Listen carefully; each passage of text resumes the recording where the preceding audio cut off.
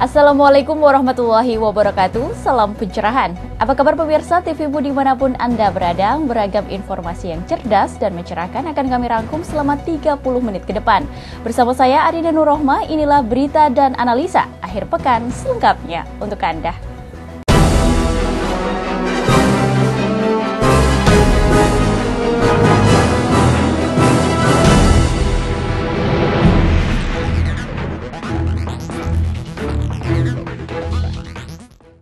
Mengawali berita pertama pemirsa, kabar Suhardi Alyus dicopot dari Kabareskrim dibantah Kabid Humas Polda Metro Jaya Rikwanto. Menurutnya hingga kini belum ada surat resmi mengenai pergantian Kepala Badan Reserse dan Kriminal Suhardi Alyus. Terkait kabar dicopotnya Kabareskrim Suhardi Alyus dan akan digantikan oleh Inspektur Jenderal Budi Waseso, ternyata dibantah Kabid Humas Polda Metro Jaya Rikwanto. Karena selama ini masih belum ada surat resmi yang dikeluarkan untuk pencopotan tersebut.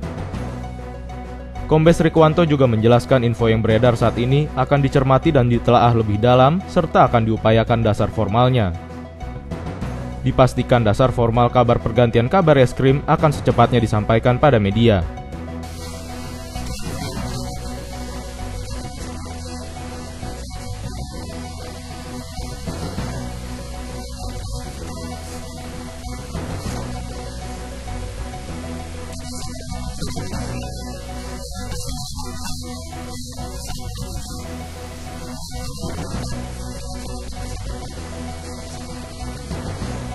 Sementara itu, Karonpenmas Divhumas Polri Agus Rianto memastikan ada hal penting yang menjadi alasan mutasi jabatan di Kepolisian Republik Indonesia, yakni pembinaan karir dan penyegaran organisasi, namun hingga saat ini belum ada pernyataan resmi terkait dicopotnya Kombes Jenderal Suhardi dari Kabareskrim.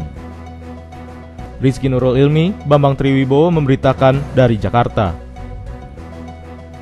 Masih dengan berita yang sama pemirsa, masa kerja di Kepolisian Republik Indonesia maksimal berusia 58 tahun sesuai dengan Undang-Undang tentang Masa Tugas Anggota Polri. Seperti Kapolri Jenderal Sutarman yang akan memasuki purna tugas pada Oktober mendatang sesuai dengan usianya. Batas masa usia kerja di Kepolisian Republik Indonesia ada batasnya yaitu maksimal usia 58 tahun. Sehingga saat usia 58 tahun, sudah waktunya meletakkan jabatan atau pangkat, karena dalam usia itu akan memasuki masa purna tugas. Siapapun itu pejabatnya, dan dalam posisi apapun, hal itu akan terjadi sesuai masanya. Seperti Kapolri Jenderal Sutarman yang akan segera memasuki masa purna. Jika sudah memasuki masa purna tugas, tentu pada waktunya akan digantikan oleh pejabat kepolisian yang lain, sehingga keputusan waktu pergantian dan atau dengan siapa yang menggantikan jabatan Kapolri sudah sesuai dengan mekanisme yang ada dan sesuai perkembangan sampai saat ini.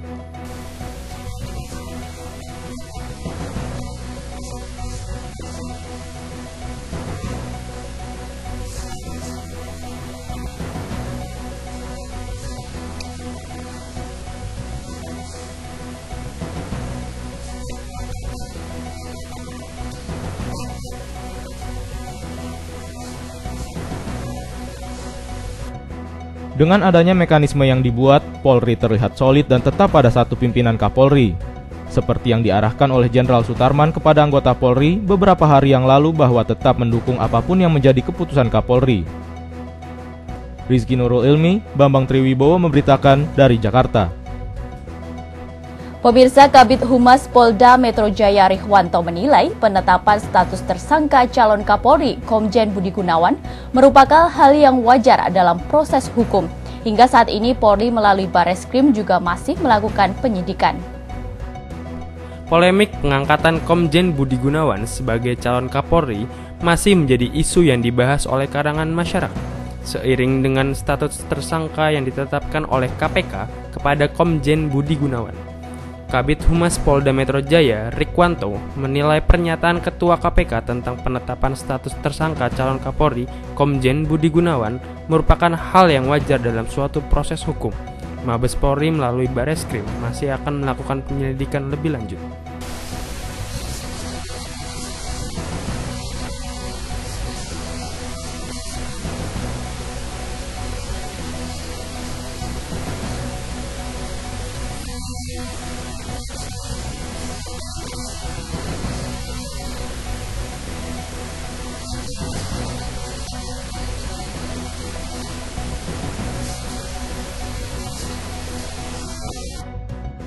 Hingga saat ini, proses hukum terhadap kasus Komjen Budi Gunawan masih terus berlangsung. Dan mengenai pengangkatan sebagai Kapolri, masih menunggu keputusan dari Presiden. Alfat Amrin, Bambang Triwibowo memberitakan dari Jakarta. Beralih ke berita lain, pemirsa, Presiden Joko Widodo mengumumkan harga baru bahan bakar minyak seperti premium dan solar. Bahkan harga LPG dan semen pun ikut turun.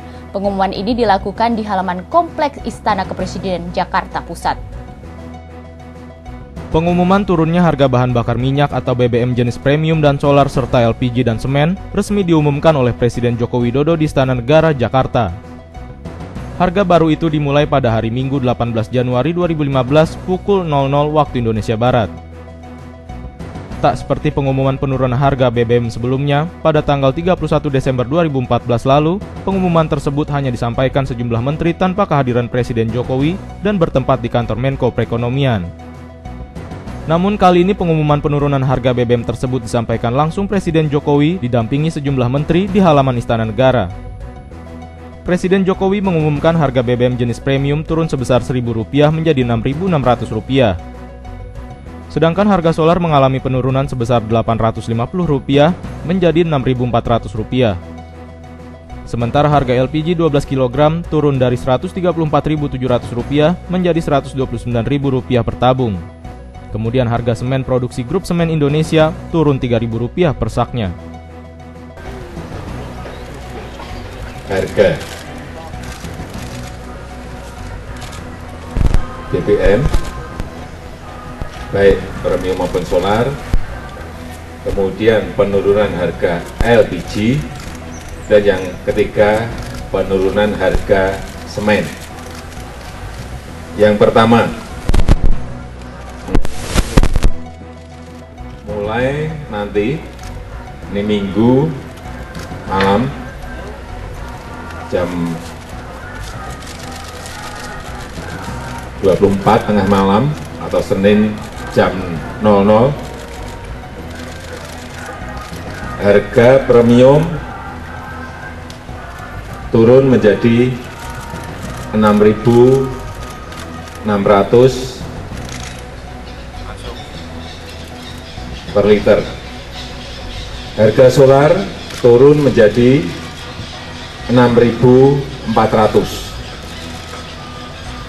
Dan yang kedua, LPG 12 kilo turun menjadi Rp129.000. Dan yang ketiga, ini dari Menteri BUMN, semen yang diproduksi oleh BUMN kita turun 3.000 per sak.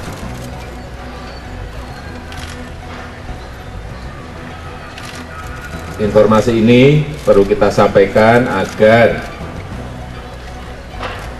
seluruh menteri, gubernur, bupati, wali kota juga ikut mendorong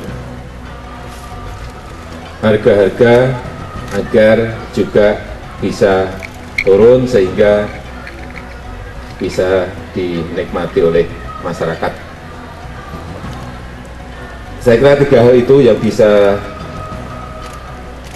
saya sampaikan pada siang hari ini, dan nanti untuk hal yang berkaitan dengan teknis lebih rinci nanti silakan tanya ke Bu Menteri atau Pak Menteri, Pak Menko. Usai mengumumkan perubahan harga komoditas ini, Jokowi menegaskan pengumuman ini perlu disampaikan agar seluruh menteri, gubernur, bupati, dan wali kota ikut mendorong harga-harga agar juga bisa turun sehingga bisa dinikmati oleh masyarakat. Perlu diketahui, pengumuman ini merupakan kali pertama seorang presiden mengumumkan harga 3 komoditas sekaligus. Biasanya presiden hanya memberi pengumuman terkait harga BBM. Dedi Musoni memberitakan dari Jakarta.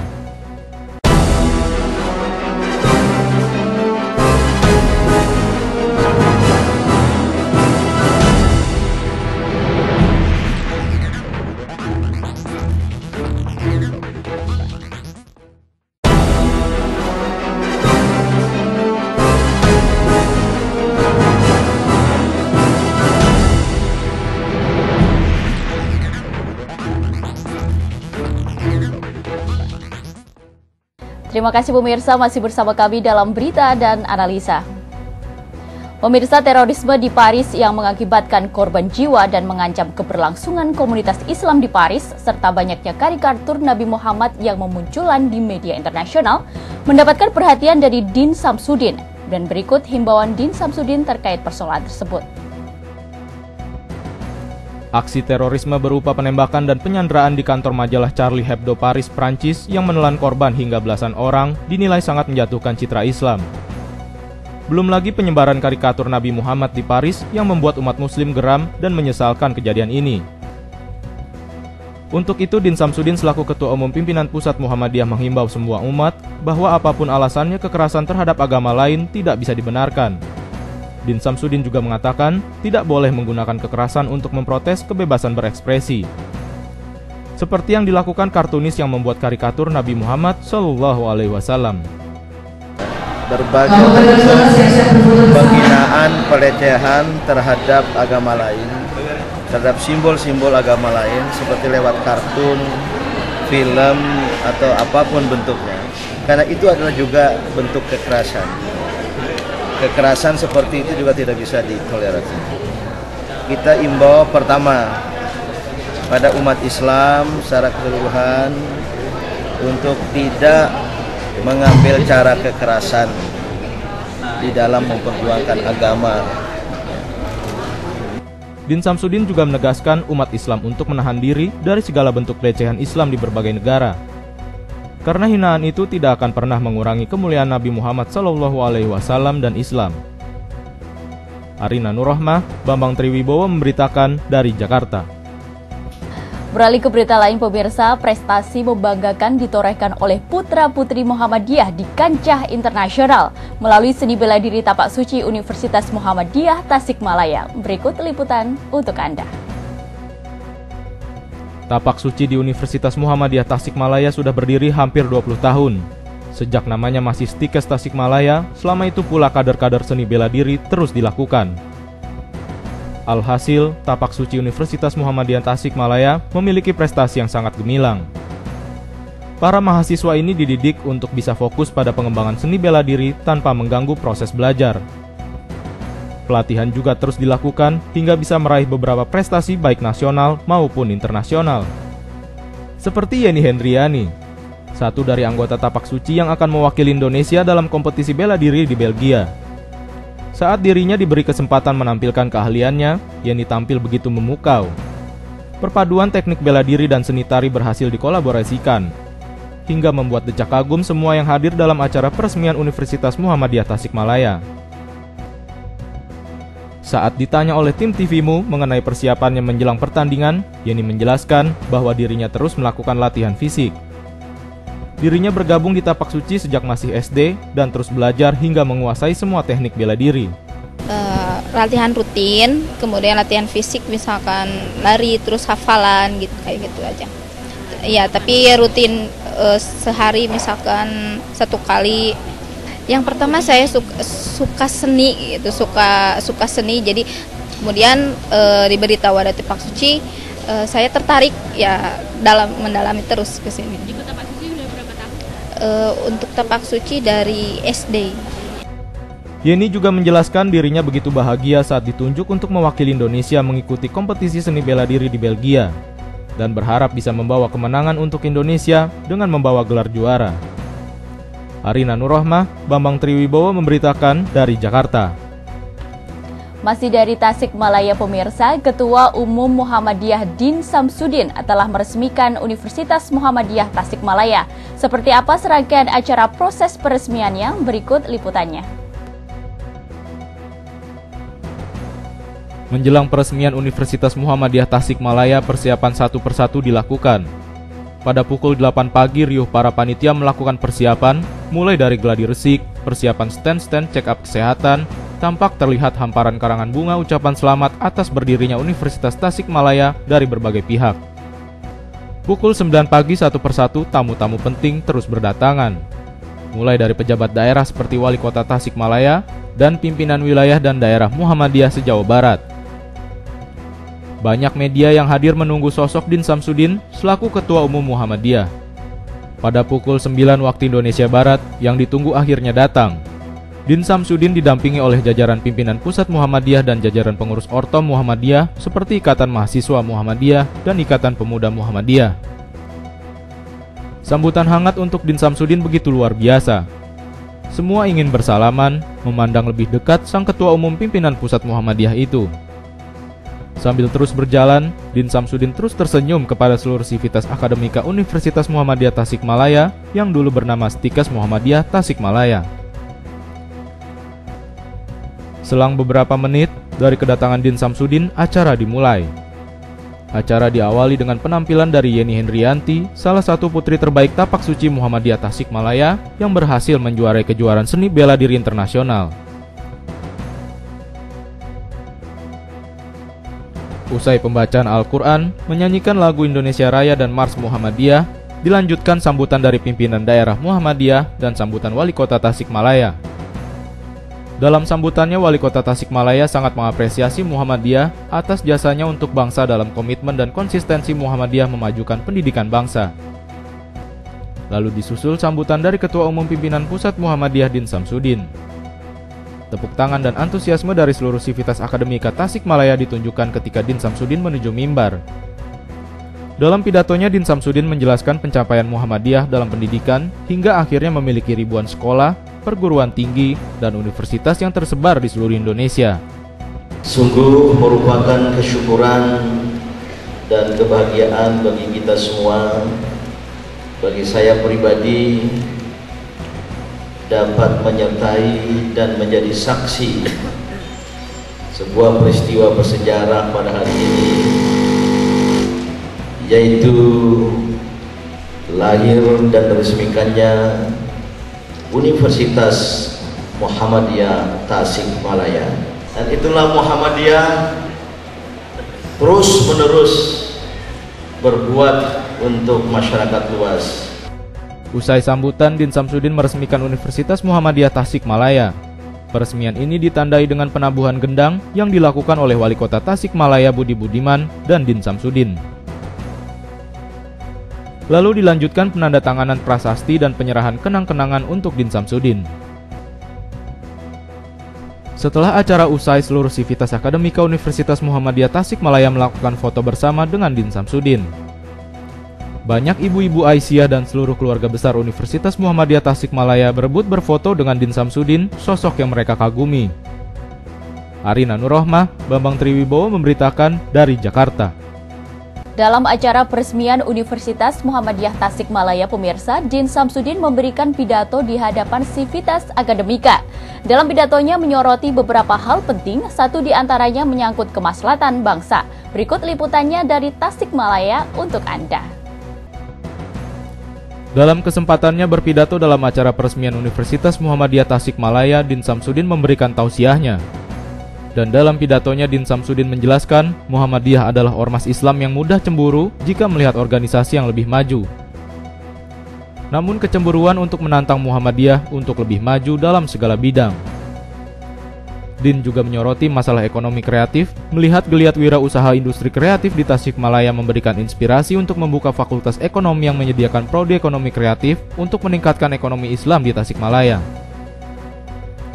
Din menghimbau kepada generasi muslim untuk bersatu, memperbaiki diri agar menjadi pribadi yang berkualitas, agar bisa mengelola sumber daya alam yang banyak di tanah air dan tidak terkecoh oleh pihak asing.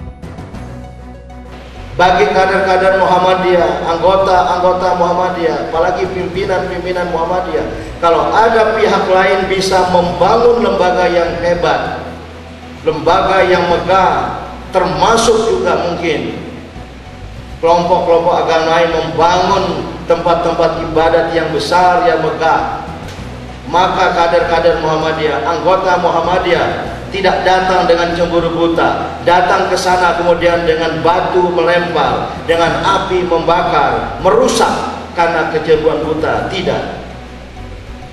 Kader Muhammadiyah akan datang bermenung sejenak, menatap milik orang lain itu. Kalau kamu bisa, mengapa kami tidak bisa? Itulah etos Muhammadiyah. Itulah al-ghirru 'ala din. Harapan Din ini merupakan harapan Muhammadiyah terus berkomitmen membangun bangsa dan negara dengan akhlakul karimah yang baik. Arina Nurrohmah, Bambang Triwibowo memberitakan dari Jakarta.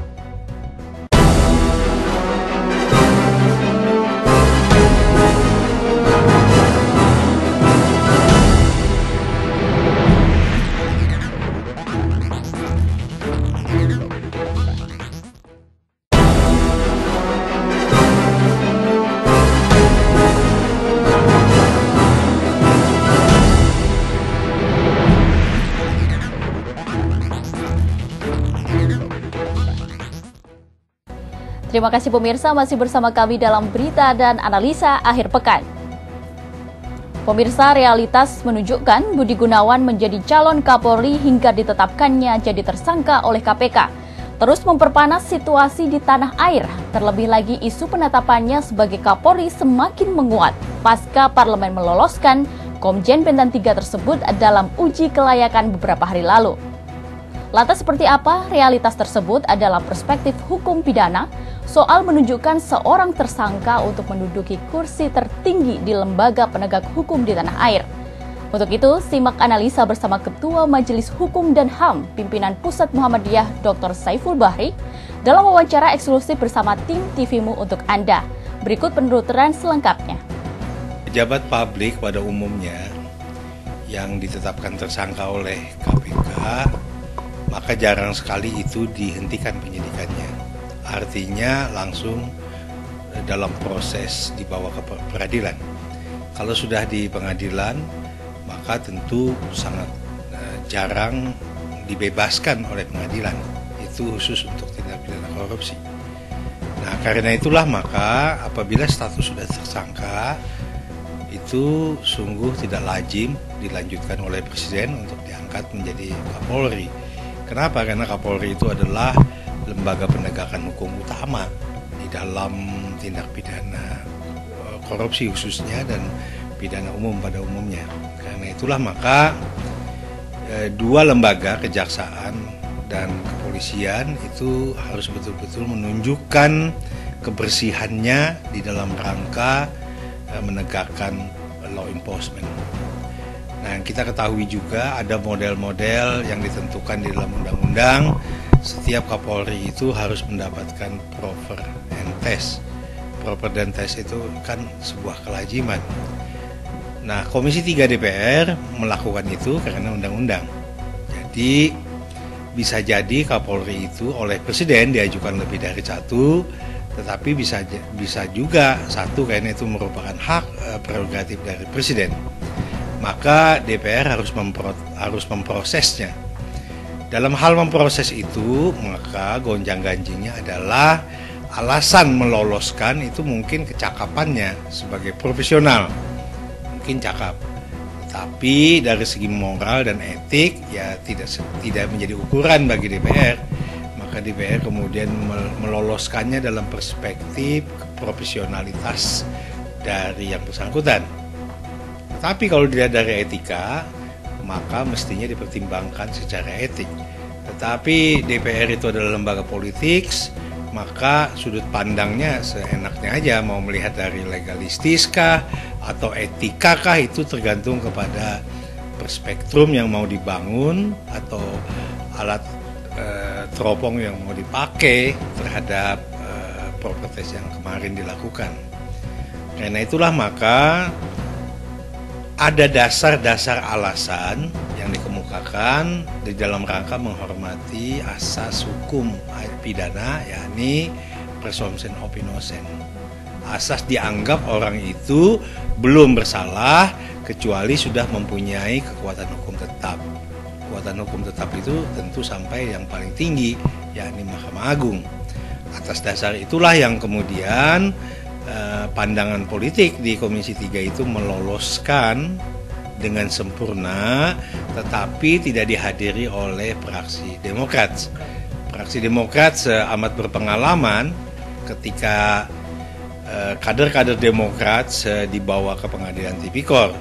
Jadi mereka pada masa lampau itu Demokrat amat menghormati proses yang dilakukan KPK, tidak melawan, mempersilahkan untuk melanjutkan semua proses itu adalah konsistensi dari Partai Demokrat. Jadi saya kira Partai Demokrat memberikan contoh yang baik di dalam rangka law enforcement itu. Tapi partai-partai lain nampaknya mengikuti dalam perspektif lain, melihat peristiwa ini adalah analis politik, maka dalam kacamata politik itulah melihat dari justifikasi asas praduga tidak bersalah itu. Gitu. Karena itulah dapat dibayangkan bila mana Presiden juga melanjutkan dan mengangkat Kapolri menjadi Kapolri nanti, itu walaupun hak prerogatif Presiden, dari segi ketatanegaraan tidak salah, biasa saja, sampai nanti kalau memang dilanjutkan maka mempunyai kekuatan hukum tetap, lalu kemudian berubah lagi prosesnya, pasti akan diberhentikan, karena tidak mungkin pejabat publik itu kalau sudah terpidana dapat melaksanakan fungsinya. Nah, itu dari perspektif hukum tata negara sah-sah saja. Tapi dari segi etika, karena hukum itu dan etika itu dua pergumulan, tidak bisa dipisahkan. Hukum ya hukum, etika ya etika, dia menyatu ke dalam proses itu. Terutama KPK berarti tidak diindahkan, tapi bisa dilihat juga dalam konteks ketatanegaraan. Pasal 7A Undang-Undang Dasar 45 menyatakan Presiden dapat di-impeachment apabila melakukan tindakan-tindakan kejahatan luar biasa, korupsi, dan pengkhianatan terhadap negara, termasuk adalah perbuatan tercela lainnya. Apakah nanti bisa ditafsirkan itu sebuah perbuatan tercela lainnya yang menyatakan bahwa orang yang sudah berstatus tersangka bisa kemudian menjadi pejabat publik, bisa menjadi pejabat publik yang sangat bergengsi di bidang penegakan hukum. Apakah tafsir-tafsir mengenai perbuatan tercela itu bisa menjadi model di DPR, kemudian MPR, bahkan nanti di Mahkamah Konstitusi? Nah, inilah sebuah pergumulan. Tapi saya melihat dari sisi lain ya, kalau Presiden kemudian betul-betul juga mengangkat Kapolri ini, maka akan terjadi sesuatu yang luar biasa juga ini. Dan apabila nanti kemudian proses ini dilanjutkan oleh KPK, maka akan terjadi eksekusi kan, untuk dilakukan pengumpulan bukti, kemudian penahanan. Ini sebuah tindakan-tindakan yang lazim dilakukan oleh penegakan hukum. Maka terjadi perlawanan. Kalau terjadi perlawanan, maka masyarakat dengan kepolisian mungkin berhadapan-hadapan. Nah, inilah keadaan chaos. Kalau keadaan chaos, maka Presiden juga masih punya kewenangan, punya power untuk misalnya melakukan keadaan darurat, melakukan perpu karena keadaan darurat. Perpu itu nanti bisa saja membubarkan KPK, bisa saja nanti menunda undang-undang tentang KPK itu sehingga KPK tidak dapat berlaku. Nah, ini suatu persoalan. Jadi Presiden ada dua pilihan. Kalau mau tegas dia punya power, tapi kalau dia nggak tegas ya dia ganti. Itu hak sepenuhnya pada Presiden. Apakah Presiden akan melanjutkan yang satu orang calon itu atau nanti akan menggantinya? Disinilah kita akan melihat kenegarawanan Presiden. Apakah Presiden itu di bawah bayang-bayang dari partai politik, atau Presiden sebagai negarawan yang melihatnya itu dengan amat bijaksana dan melihat secara luas implikasi di dunia internasional. Misalnya, kita pasti akan mengalami sorotan-sorotan di dunia internasional. Sekarang pun demikian. Jadi salah mengambil tindakan maka akan menjadi fatal. Ini persoalan. Ya pemirsa, analisa tadi menutup jumpa kita kali ini. Saya Rina Nurrohma beserta kru yang bertugas mengucapkan pamit undur diri dari hadapan Anda. Salam pencerahan dan wassalamualaikum warahmatullahi wabarakatuh. Selamat berakhir pekan.